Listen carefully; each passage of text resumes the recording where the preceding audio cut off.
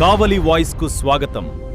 నెల్లూరు జిల్లా కావలి మండలం తాగేటివారిపాలెం యువకుడు చాట్ల వాసు హత్య కేసును కావలి రూరల్ పోలీసులు ఛేదించారు. ఈ కేసులో 3 నిందితులను అరెస్ట్ చేసినట్లు కావలి డీఎస్పీ వివి రమణ్ కుమార్ మీడియాకు వెల్లడించారు. మరో నిందితుడి కోసం ప్రత్యేక బృందాలతో గాలింపు కొనసాగుతుందన్నారు. ఈ కేసులో మందా మధు, పందల రవిచందు, పసుపులేటి గణపతిని అరెస్ట్ చేశామని, పరారీలో ఉన్న దేవరపల్లి నవీన్ కోసం ప్రత్యేక బృందాలు గాలిస్తున్నాయని డీఎస్పీ తెలిపారు.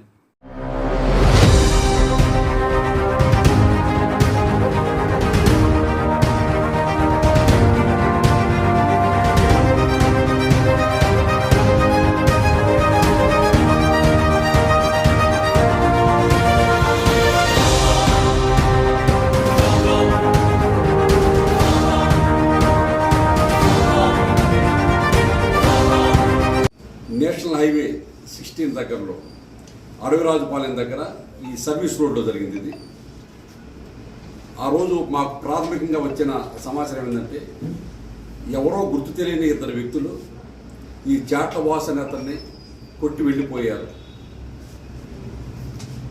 అని ఎవరైతే వాసు ఉందో వాసు యొక్క తల్లి మాకు అంటే పోలీస్ స్టేషన్లో రిపోర్ట్ ఇచ్చింది. ఆ రిపోర్ట్ని ఫస్ట్లో తొలుత 324 అంటే సింపుల్ అట్ట కింద అన్నమాట. అట్ట కింద కేసు నమోదు చేయడం జరిగింది. చేసి దాన్ని మన రూరల్ ఇన్స్పెక్టర్ అయిన రాజేశ్వరరావు గారు ఇన్వెస్టిగేషన్ టేకప్ చేశారు.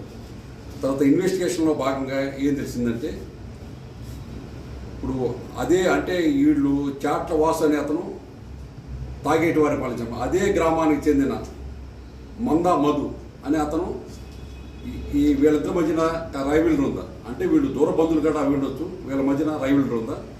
ఈ ఎవరైతే మధు ఉన్నాడో మధు గతంలో ఆ గ్రామానికి సర్పంచ్ కూడా చేసి ఉన్నాడంట. వీళ్ళకి ఏదో డిస్ప్యూట్స్ ఉన్నాయి. తర్వాత ఆ డిస్ప్యూట్స్ ఎంక్వైరీ చేస్తే ఆ రోజు తక్షణం జరుగుతున్న కారణం ఏంటంటే, జనార్దన్ అనే ఒక అతను కొన్ని మేకల్ని వీళ్ళకి మధు అనే వాళ్ళకి ఎవరైతే చాట్ల వాసు అనే అతనికి మేపుకుంటాకి ఇచ్చారంట కొన్నాళ్ళ పాటు. ఆ మేకల తర్వాత మీరు మేపుకున్న తర్వాత మాకు వెనక్కి ఇచ్చేయమనే క్రమంలో వాళ్ళు వచ్చి అడిగిన తర్వాత మేము మేకలు మాత్రం ఇస్తాం, మేకలు పుట్టి పిల్లలుగా మేము మీకు ఇవ్వము అని చెప్పి అన్నారంట.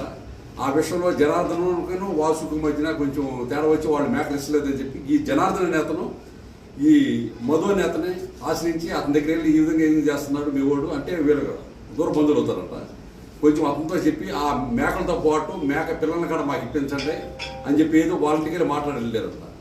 ఆ విషయం మీద ఏంటంటే ఏదో ఇతను మధు అతను అడిగాడని ఆ రోజు తక్షణం ఏంటంటే వాళ్ళిద్దరి మధ్యన ఏదో డ్రింక్ చేసి ఎవరైతే మృతుండో వాసన అతను డ్రింక్ చేసి అతను ఏదో తిట్టాడని, దాని మీద ఇతని మీద రివెంజ్ తీర్చుకోవాలని ఉద్దేశంతో ఏంటంటే అతను ఆ రోజు రవిచంద్ర అనే అతను 10వ తేదీన ఇతని దగ్గర పంపించి ఇతన్ని బండి మీద ఎక్కించుకొని తీసుకెళ్ళి అక్కడ బ్రాంచ్ షాప్ దగ్గరికి తీసుకెళ్ళినట్టు. ఆ బ్రాంచ్ షాప్ దగ్గరే వీళ్ళు డ్రింక్ చేసిన తర్వాత ఇతనే కావాలని చెప్పి పక్క తీసుకెళ్ళినట్టు. ఎవరైతే రవిచంద్ర ఉన్నాడో అతనే ఇతన్ని తాగబోపించిన తర్వాత అటు పక్కగా మన సర్వీస్ రోడ్డు కొంచెం దూరంగా బ్రాంచ్ షాప్ నుంచి దూరంగా తీసుకుపోయినట్టు. అక్కడికి 2 కుర్రోళ్ళు వచ్చి ఎవరైతే ఈ మందా మధు ఉన్నాడో మందా మధు పంపించిన ఇద్దరు కుర్రోళ్ళు వచ్చేసి ఇతన్ని మన కొయ్యికర అంటే మన మంచం కోళ్ళు ఉంటాయి కొయ్యికరలు అలాంటి ఆడితో కొట్టి పడేసి వాళ్ళు వెళ్ళిపోయారు. అక్కడ పడి ఉన్న తర్వాత ఈ సమాచారం మేరకు ఎవరైతే పబ్లిక్ అతన్ని గమనించేసి తర్వాత వాళ్ళ అమ్మకి ఇన్ఫార్మ్ చేస్తే తర్వాత తీసుకెళ్ళి హాస్పిటల్ అడ్మిట్ చేస్తే అతను స్టేట్మెంట్ ఇవ్వలేని పరిస్థితిలో ఉంటే వాళ్ళ అమ్మ స్టేట్మెంట్ ఇచ్చేది. అప్పుడు దాని మీద కేసు కట్టారు. ఇది జరిగిందన్నమాట. అసలు మొత్తం మన సిఐ గారు ఏం చేశారంటే దీన్ని 13వ తేదీన 307 ఐపీసీ కింద 324 307 అంటే హత్యాయత్నం కింద దీన్ని కేసును మార్చి దర్యాప్తు ప్రారంభించారు. తను దర్యాప్తులో తెలిసిన విషయం ఏంటంటే, ఫస్ట్ రవిచంద్ అనేవాడు వచ్చి ఇతన్ని ఇంటికి దగ్గర నుంచి బండి ఎక్స్ తీసుకువెళ్ళేవాడు అని కారణంగా అతను ముద్దాయిగా చేసి ఫస్ట్ అతన్ని అరెస్ట్ చేసాం. 307 కింద అరెస్ట్ చేసాం. అతను ఎప్పుడు అరెస్ట్ చేసింది మనం 16వ తారీఖు కదా, 16వ తేదీన అతని యొక్క కన్ఫెషన్ స్టేట్మెంట్ నిన్ను ఎవరు పంపించారో ఏంటంటే, ఈ విధంగా నన్ను ఏంటంటే మందా మధు అనే అతను నన్ను పంపించి ఈ విధంగా ఇతన్ని కొట్టాలి, ఇతన్ని హతమార్చాలని చెప్పి నాకు చెప్పేసి నువ్వు ఈ విధంగా బండికి తీసుకెళ్తే బ్రాంచ్ షాప్ దగ్గర తీసుకెళ్ళి అతను బాగా మందు తాగి తీసుకున్న కొంచెం దూరంగా తీసుకెళ్ళి ఈలోపు నేను 2 మనుషులు పంపిస్తాను, వాళ్ళు వచ్చి కొడతారని ప్లాన్ చేసి నన్ను పంపించేది బట్టి దాని ప్లాన్ ప్రకారం నేను ఇతన్ని ఇంటి దగ్గర నుంచి తీసుకెళ్ళి బ్రాంచ్ షాప్ తీసుకెళ్ళారని చెప్పి అతని యొక్క కన్ఫెషన్లో చెబుతాడు. అతని యొక్క కన్ఫెషన్ మేరకు మనం ఏంటంటే మందా మధుని నిన్న సాయంత్రం మన సిఈ గారు అరెస్ట్ చేశాడు. మందా మధుతో పాటు అతను ఎవరైతే ఇద్దరు పంపించే వాళ్ళు ఒకరిని పసుపులేని గణపతి, వాళ్ళిద్దరు కూడా నిన్న సాయంత్రం మనం అరెస్ట్ చేయడం జరిగింది. చేసి వాళ్ళ యొక్క కన్ఫెషన్ స్టేట్మెంట్లు కూడా చేస్తే వీళ్ళు ఎదురు చెప్పుకొచ్చారు, ఇలా అతను సంపాదన ఉద్దేశంతో ఎదురు చేశామని చెప్పి. మెయిన్ ఎవరైతే ప్లాన్ చేశాడో మందా మధు అతను యొక్క స్కెచ్ అన్నమాట ఇదంతా కూడా వేసి వీళ్ళిద్దరు అన్నమాట.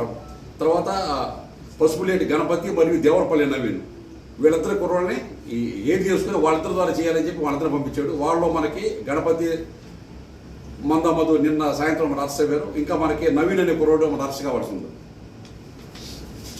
కాబట్టి దీని తర్వాత ఏంటంటే అతను ట్రీట్మెంట్లో భాగంగా మొన్న 18వ తారీఖు నాడు 17వ తారీఖు నాడు రాత్రి నెల్లూరు హాస్పిటల్ చనిపోయాడు. ఎవరైతే తీవ్రమైన గాయాలతో ఉన్నాడు, గాయాలతో ఫస్ట్ 324, దాని తర్వాత 307 కేసు, దాని తర్వాత అతను అండర్గోయింగ్ ట్రీట్మెంట్ నెల్లూరులో చనిపోయిన తర్వాత, అంటే 17వ తారీఖు నాడు రాత్రి చనిపోయిన తర్వాత అక్కడి నుంచి డెత్ ఇంటిమేషన్ వచ్చింది మాకు.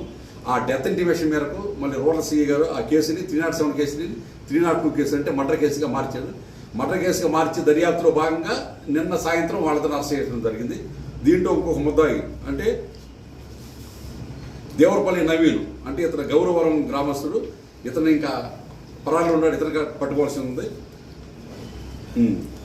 దీంతో పాటు ఏంటంటే వాళ్ళు నేరానికి ఏదైతే ఉపయోగించారో ఇప్పుడు నిన్న అరెస్ట్ చేసేటప్పుడు వాళ్ళు ఉపయోగించిన కారును కూడా సీజ్ చేయడం జరిగింది. అదేవిధంగా వాళ్ళు ఉపయోగించిన చెక్క దాంతో కొట్టారో చెక్క దాన్ని కూడా సీజ్ చేస్తూ జరిగింది.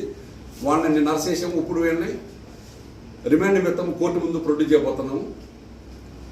అదేవిధంగా మేము ఇచ్చే సందేశం ఏంటంటే ఇలాంటి కక్షల కార్పిండియాలు పట్టుకొని మనిషిని చంపడం అనేది చాలా తీవ్రమైన నేరం. ఈ పబ్లిక్ ఇచ్చే మెసేజ్ ఏంటంటే ఇలాంటి సొసైటీలో ఇలాంటి నేరాలు జరిగితే ఎట్టి బస్సులో టాలరేట్ చేస్తానికి వెళ్ళలేదు. వీళ్ళందరి మీద కూడా మేము రౌడీ షీట్ ఓపెన్ చేస్తాము. ఇలాంటి కేసులు జరిగినప్పుడు మా ఎస్పీ మేడం అజితా మేడం గారు చాలా పర్టికులర్గా చాలా కఠినంగా వ్యవహరించమని చెప్పి మాకు ఉత్తర్వులు జారీ చేసుకుంటారు. కాబట్టి వీళ్ళందరి మీద రౌడీ షీట్లు తెరిచేసి వీళ్ళ ప్రతి మూమెంట్ వాచ్ చేస్తాము. అదేవిధంగా నేను పబ్లిక్ చెప్పేది అంటే ఇలాంటి చిన్న విషయాలు ఏంటంటే కుటుంబ తగాదాలను దృష్టిలో పెట్టుకొని ఈ విధంగా మనుషులు చంపేంత స్థాయికి వెళ్తాం అనేది చాలా దారుణం. ఇది ఇలాంటి నేరాలకు పాల్పడే వాళ్ళ మీద మేము కఠినమైన చర్యలు తీసుకుంటామని చెప్పి మన పోలీస్ డిపార్ట్మెంట్ వైపు నుంచి ప్రజలకు మేము సందేశిస్తున్నాం.